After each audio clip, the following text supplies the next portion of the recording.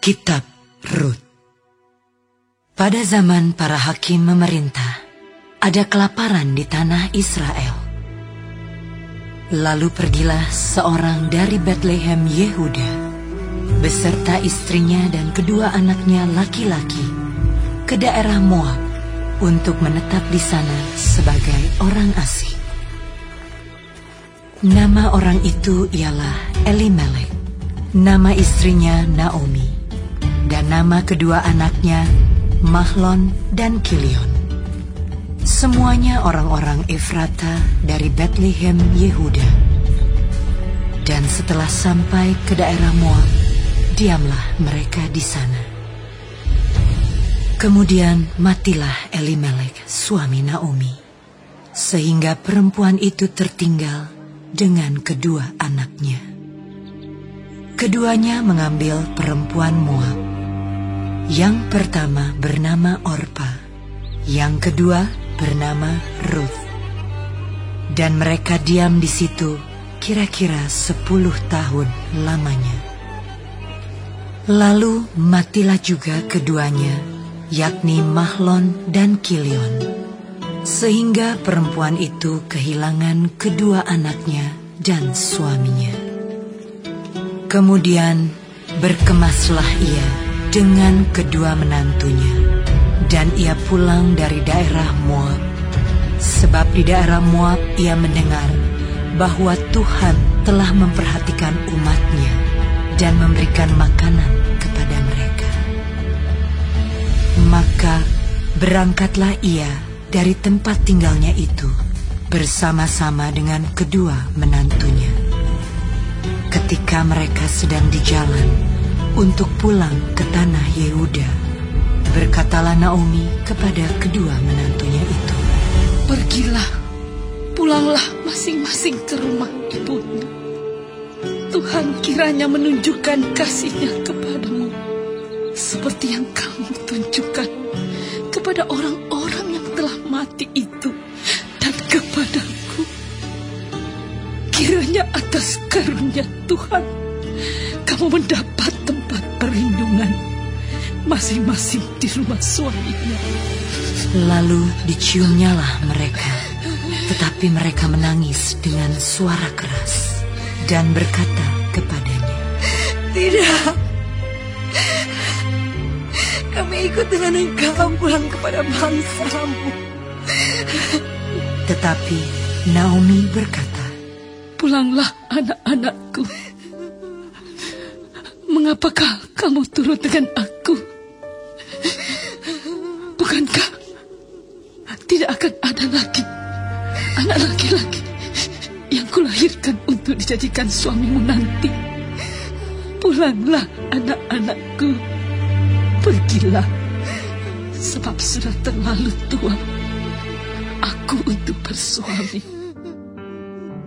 Seandainya pikirku ada harapan bagiku, dan sekalipun malam ini aku bersuami, bahkan sekalipun aku masih melahirkan anak laki-laki, masakan kamu menanti sampai mereka dewasa? Masakan karena itu kamu harus menahan diri dan tidak bersuami? Janganlah kiranya demikian, anak-anakku. Bukankah jauh lebih pahit yang aku alami daripada kamu? Sebab tangan Tuhan teracung terhadap aku." menangis pula mereka dengan suara keras. Lalu Orpa mencium mertuanya itu minta diri, tetapi Rut tetap berpaut padanya. Berkatalah Naomi, "Telah pulang iparmu kepada bangsanya dan kepada para allahnya.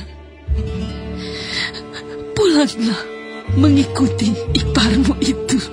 Tetapi kata Rut, "Jangan aku meninggalkan engkau dan pulang dengan tidak mengikuti engkau. Sebab kemana engkau pergi, ke situ jugalah aku pergi. Dan di mana engkau bermalam, Di situ jugalah aku bermalam. Bangsamu lah bangsaku, dan Allahmu lah Allahku.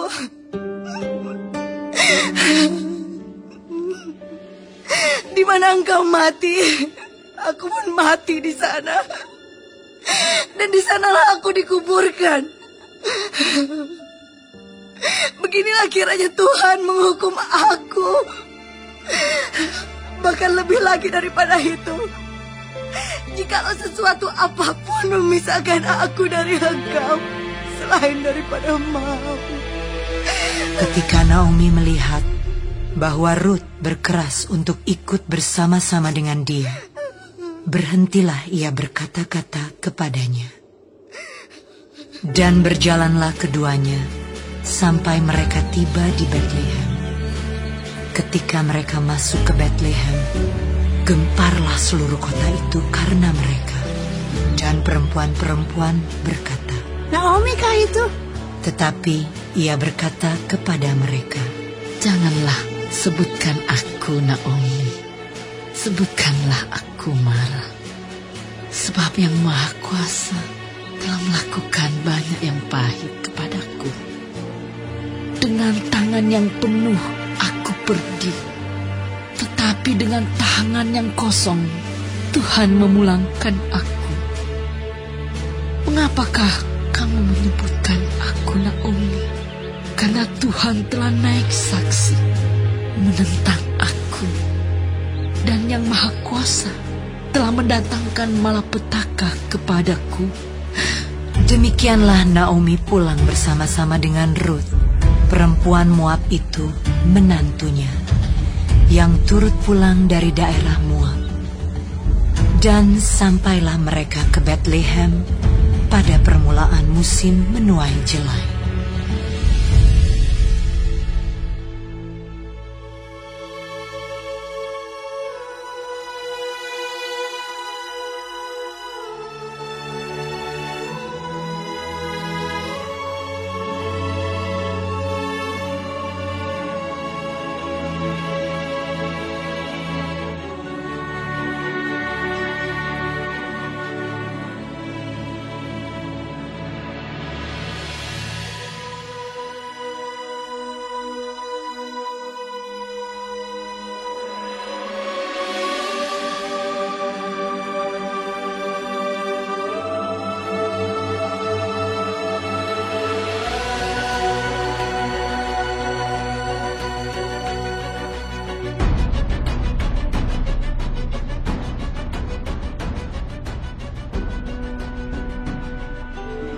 Naomi itu mempunyai seorang sanak dari pihak suaminya, seorang yang kaya raya dari kaum Elimelek, namanya Boas. Maka Rut, perempuan Moab itu, berkata kepada Naomi, Biarkanlah aku pergi ke ladang, memungut bulir-bulir jelai di belakang orang yang murah hati kepadaku. Dan sahut Naomi kepadanya, Pergilah, anakku. Pergilah ia, lalu sampai di ladang dan memungut jelai di belakang penyabit-penyabit. Kebetulan ia berada di tanah milik Boas, yang berasal dari kaum Elimelek. Lalu datanglah Boas dari Betlehem. Ia berkata kepada penyabit-penyabit itu, Tuhan kiranya menyertai kamu. Jawab mereka kepadanya, Tuhan kiranya memberkati Tuhan. Lalu kata Boas kepada bujangnya yang mengawasi penyabit-penyabit itu, Dari manakah perempuan ini? Bujang yang mengawasi penyabit-penyabit itu menjawab, Dia adalah seorang perempuan Moab. Dia pulang bersama-sama dengan Naomi dari daerah Moab. Tadi ia berkata, Izinkanlah kiranya aku memungut dan mengumpulkan jelai dari antara berkas-berkas jelai ini di belakang penyabit-penyabit. Begitulah ia datang dan terus sibuk dari pagi sampai sekarang. Dan seketika pun ia tidak berhenti. Sesudah itu berkatalah Boas kepada Rut, Dengarlah dahulu anakku, tidak usah engkau pergi memungut jelai ke ladang lain, dan tidak usah juga engkau pergi dari sini. Tetapi tetaplah dekat pengerja-pengerjaku perempuan, Lihat saja ke ladang yang sedang disabit orang itu. Ikutilah perempuan-perempuan itu dari belakang, sebab aku telah memesankan kepada pengerja-pengerja lelaki, jangan mengganggu engkau. Jika engkau haus, pergilah ke tempayan-tempayan dan minumlah air yang dicedok oleh pengerja-pengerja itu. Lalu sujudlah Rut menyembah dengan mukanya sampai ke tanah dan berkata kepadanya, "Mengapakah aku mendapat belas kasihan daripadamu, sehingga Tuhan memperhatikan aku, padahal aku ini seorang asing?" Boas menjawab, "Telah dikabarkan orang kepadaku dengan lengkap segala sesuatu yang engkau lakukan kepada mertuamu sesudah suamimu mati. Dan bagaimana engkau meninggalkan ibu bapamu dan tanah kelahiranmu, serta pergi kepada suatu bangsa yang dahulu tidak engkau kenal. Tuhan kiranya membalas perbuatanmu itu, dan kepadamu kiranya dikaruniakan upahmu sepenuhnya oleh Tuhan Allah Israel, yang di bawah sayapnya engkau datang berlindung." Kemudian berkatalah Rut, "Memang aku mendapat belas kasihan daripadamu, ya Tuanku, sebab Tuhan telah menghiburkan aku dan telah menenangkan hati hamba-Mu ini. Walaupun aku tidak sama seperti salah seorang hamba-hamba-Mu perempuan." Ketika sudah waktu makan, berkatalah Boas kepadanya, "Datanglah kemari, makanlah roti ini, dan celupkanlah suapmu ke dalam cuka ini." Lalu duduklah ia di sisi penyabit-penyabit itu, dan Boas mengunjukkan bertih gandum kepadanya. Makanlah Rut sampai kenyang, bahkan ada sisanya. Setelah ia bangun untuk memungut pula, maka Boas memerintahkan kepada pengerja-pengerjanya, "Dari antara berkas-berkas itu pun ia boleh memungut, janganlah ia diganggu. Bahkan haruslah kamu dengan sengaja menarik sedikit-sedikit dari onggokan jelai itu untuk dia dan meninggalkannya, supaya dipungutnya. Janganlah berlaku kasar terhadap dia." Maka ia memungut di ladang sampai petang. Lalu ia mengirik yang dipungutnya itu, dan ada kira-kira seeva jelai banyaknya. Diangkatnya lah itu, lalu masuklah ia ke kota. Ketika mertuanya melihat apa yang dipungutnya itu, dan ketika dikeluarkannya dan diberikannya kepada mertuanya sisa yang ada setelah kenyang itu, maka berkatalah mertuanya kepadanya, "Di mana engkau memungut dan di mana engkau bekerja hari ini? Diberkatilah kiranya orang yang telah memperhatikan engkau itu." Lalu diceritakannya lah kepada mertuanya itu pada siapa ia bekerja. Katanya, "Nama orang pada siapa aku bekerja hari ini ialah Boas."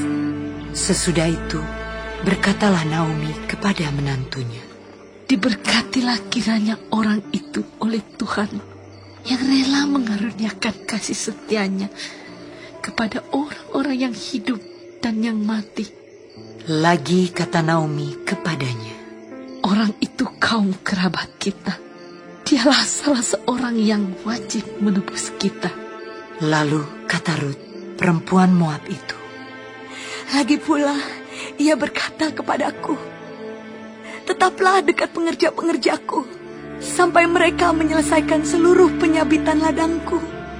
Lalu berkatalah Naomi kepada Rut, menantunya itu, "Ya anakku, sebaiknya engkau keluar bersama-sama dengan pengerja-pengerjanya perempuan, supaya engkau jangan disusahi orang di ladang lain." Demikianlah Rut tetap dekat pada pengerja-pengerja perempuan Boas untuk memungut, sampai musim menuai jelai dan musim menuai gandum telah berakhir. dan selama itu ia tinggal pada mertuanya.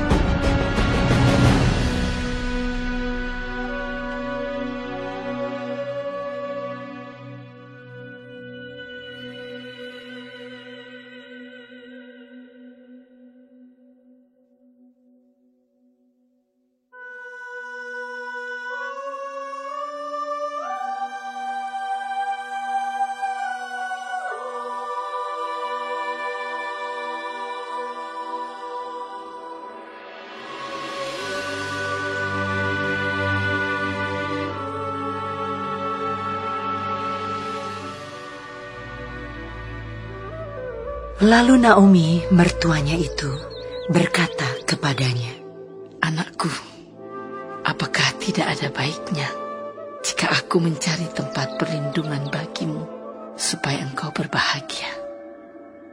Maka sekarang, bukankah Boas yang pengerja-pengerjanya perempuan telah kau temani itu adalah sanak kita? Dia pada malam ini menampi jelai di tempat pengirikan. Maka mandilah dan beruraplah. Pakailah pakaian bagusmu dan pergilah ke tempat pengirikan itu.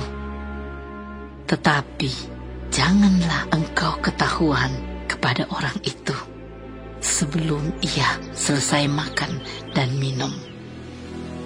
Jika ia membaringkan diri tidur, haruslah engkau perhatikan baik-baik tempat ia berbaring.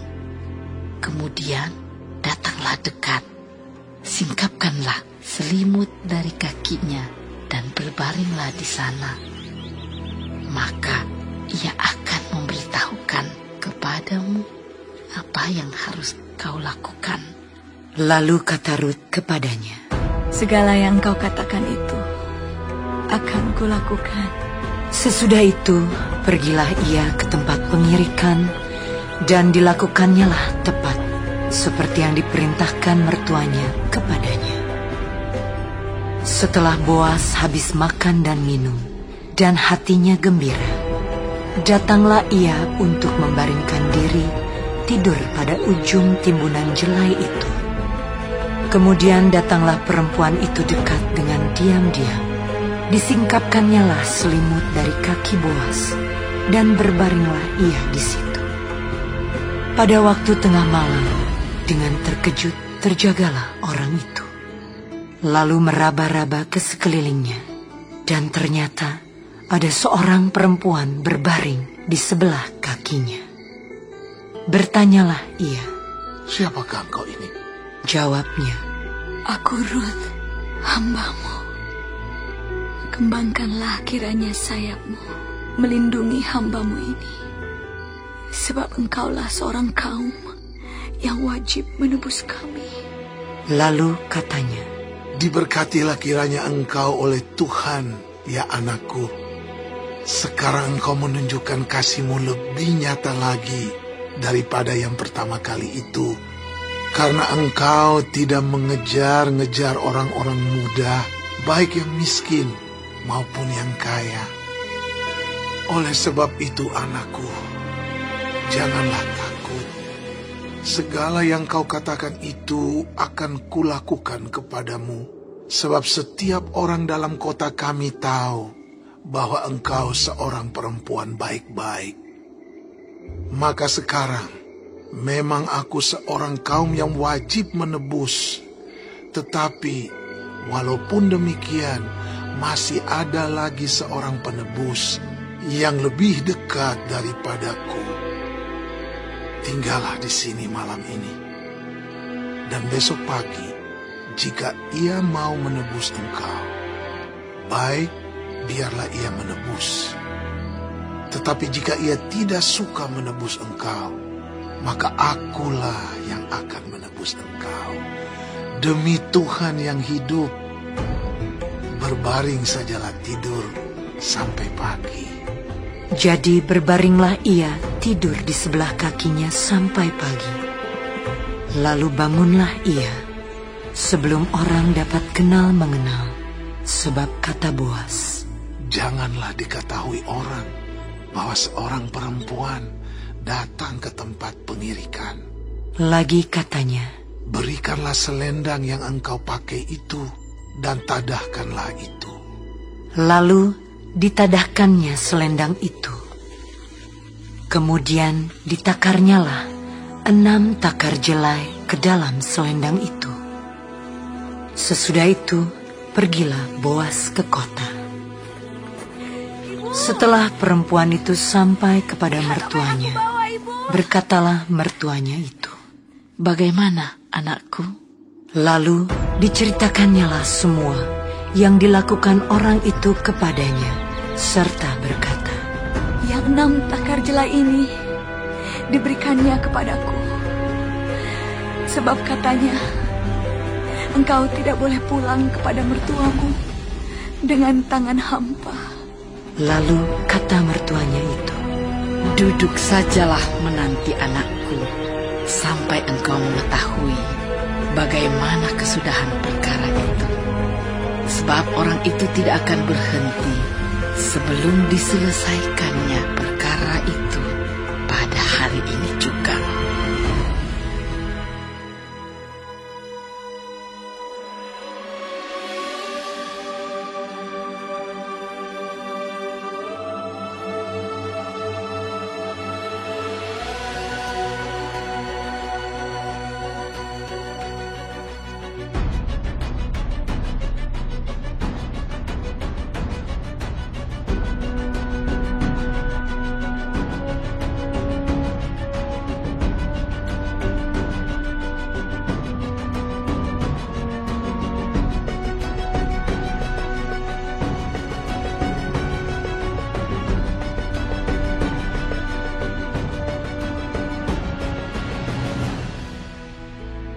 Boas telah pergi ke pintu gerbang dan duduk di sana.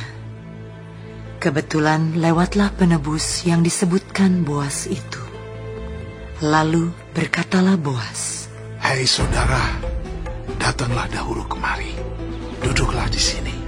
Maka datanglah ia, lalu duduk.